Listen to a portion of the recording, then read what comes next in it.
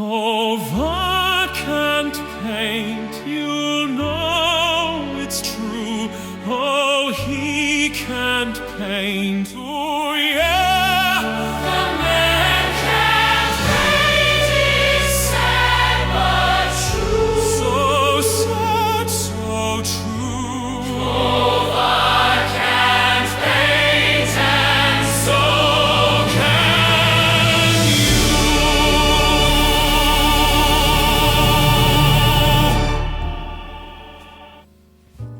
Hey guys, how's that for a big opening? So today I decided to try and paint this lovely Paris watercolor that I found on somewhere, YouTube or Facebook or Instagram. And man, did I make a mistake.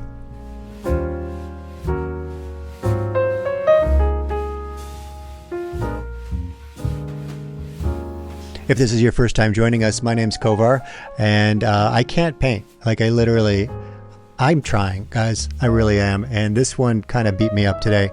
I found this picture and I thought, God, this is going to be so cool. It's so subtle, and I love the colors, and I love this little splash of yellow leaves. And I was so excited to my plan, which was to, start with the yellow leaves, because that way the background would be on white, and so the leaves would really pop. It didn't go great from there. That was the best part, was me thinking how great it was going to be.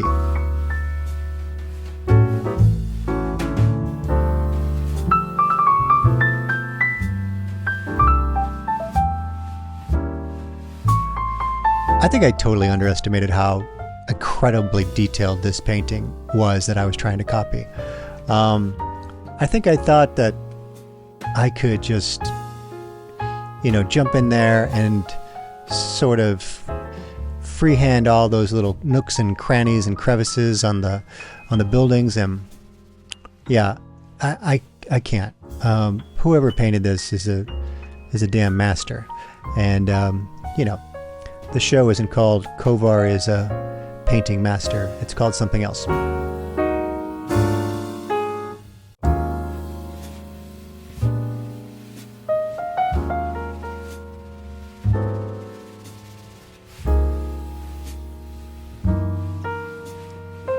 I felt really strong about this painting to begin with, because I've done cars, I've done streetscapes, I've done buildings.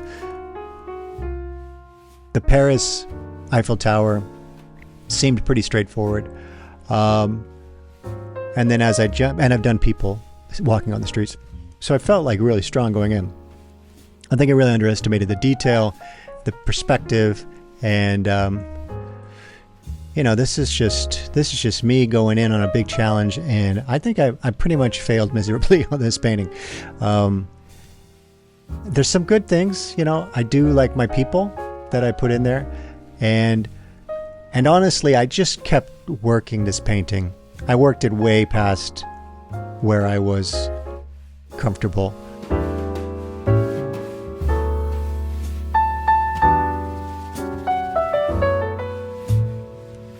I think what I was hoping was, once I got the washes in, then the details would come. But boy, I don't have the eye or the technique for the details. What I ended up doing at this point was I grabbed my pen, because I was pretty frustrated, to be honest with you, on how ugly this painting was. It just seemed completely out of control, as far as it just looked so childish and so beginner, and I was not happy. So what I did was I went in with the pen, and then I went back in with some gouache. Gouache is always the savior, isn't it? Went in some color gouache and then some white gouache. And then also I realized I just didn't like the tones. Like, the tones were so shallow and weak. So I went in many times. That's me lifting, if you saw that. That's me lifting up the painting, just not believing how ugly it was. So there I am again with the pen and going in, and I decided to just add so much little detail on every building surface, just in hopes that I could create more texture that this painting had to begin with. I'll be honest, at this point, I started to feel a little bit better. It still looks kiddish, still looks childish, but I feel like I did bring it back from the brink of absolute garbage to something that I could possibly not throw away. So, and here I am again, going back in and hitting those buildings and the street and everything with just wash after wash after wash to try to get some tone in there that looked a little bit more respectable and not so, paper thin. And I even add some sky blue there at the end behind the Eiffel Tower. If you compare this to the main picture, it's pretty terrible, but on its own, I don't know, maybe it has some life. Let me know your thoughts. This was a tough one, guys. The show's called Kovar Can't Paint, and I pretty much proved it here. Thanks for hanging out, guys. We'll see you next week.